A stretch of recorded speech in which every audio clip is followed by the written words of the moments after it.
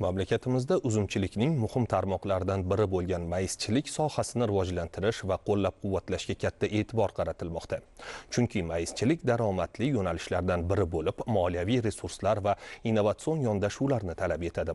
Xalq banki aynan shu maqsadda maizchilik bilan shug'ullanayotgan fermerlarga turli moliyaviy ko'maklar taqdim etish orqali ularga yaqindan yordam ko'rsatmoqda. Navbatdagi lavhamizda Toshkent viloyatining Parkent tumanida shu sohada faoliyat ko'rsatayotgan ayollar misolida mavzuni davom ettiramiz.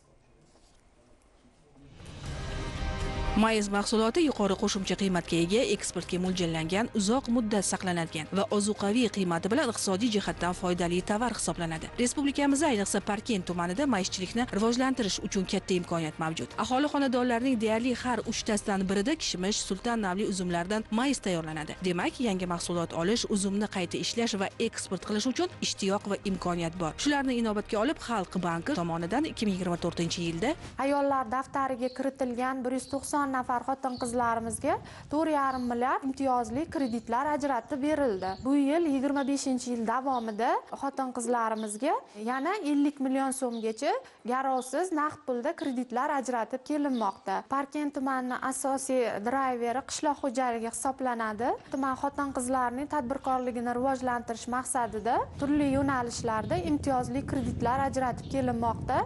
Ahamiyatlisi ushbu yumushlarni uy bekalari va xonadon egalari bajaradi. Masalan, Samarobod mahallasiga kelin bo'lib tushgan Fotima ushbu hunarni qo'shnisidan o'rganib, o'zi ham ish boshlagan va atrofdagilarni ham ishga jalb qilgan. 2022-yilda ayol daftariga kiritilib, Xalq bankidan 29 million kredit olganman. Magizlar olib, sort ajratib, sotish yo'lga qo'ydim. Bu olgan kreditimni oldindan to'laganligim uchun Xalq banki tomonidan xodimlar kelib, yana menga 50 million so'm kredit taklif qilishdi va naqd pulda 50 million so'm ajratib berishdi. Qo'limda ko'proq mablag' paydo bo'lganligi uchun yoz oylarida uzum olib, ularni qurtib magizchilik yo'lga qo'ydim. U doimgidan ko'proq daromad topib keldi. Undan ortiq ayollar ish bilan ta'minladim. Qayma mahallasida turaman. Fotima bu ishni yo'lga qo'ygandan keyin uyda bekorchi o'tirganimiz uchun biz ish so'rab keldik. 3 yildan beri mayizni tozalaymiz, sortiga ajratamiz, cho'pidan tushiramiz. Bizga kunlik o'sha ishga qarab, kunlik ish haqqi beradi bizga.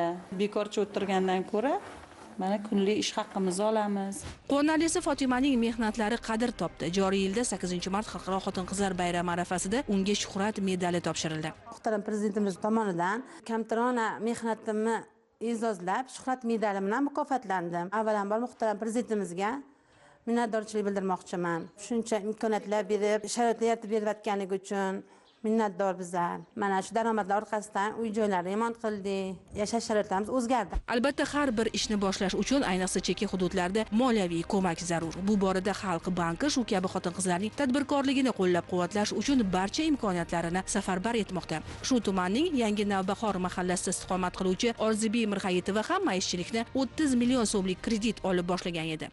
Uni vaqtida yopganim uchun, ya'ni shu Xalq banki bilan 50 million chiqazdik. 50 millionga olingan uzum mahsulotini ildik, quritdik, sotdik. Bu yil 100 million kredit olib, mayizxona solib, ish faoliyatimni yana rivojlantirmoqchiman. Bugun Orzibi yetishtirgan mayizlarning bozoridagi qiymati baland, chunki u qo'llayotgan texnologiya orqali mahsulot quritiladi, preslanadi va qadoqlanadi. Xonadon sohibi yashab turgan uyining tomiga 23 tonna uzum ketadi va undan 10 tonnaga yaqin mayiz tayyorlanadi.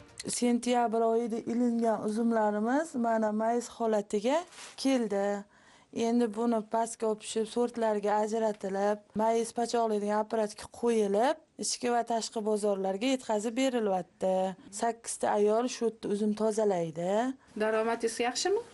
Xudoga shukr, yaxshi. Qancha topasiz bir yilda? 200 million ham, 250 million ham.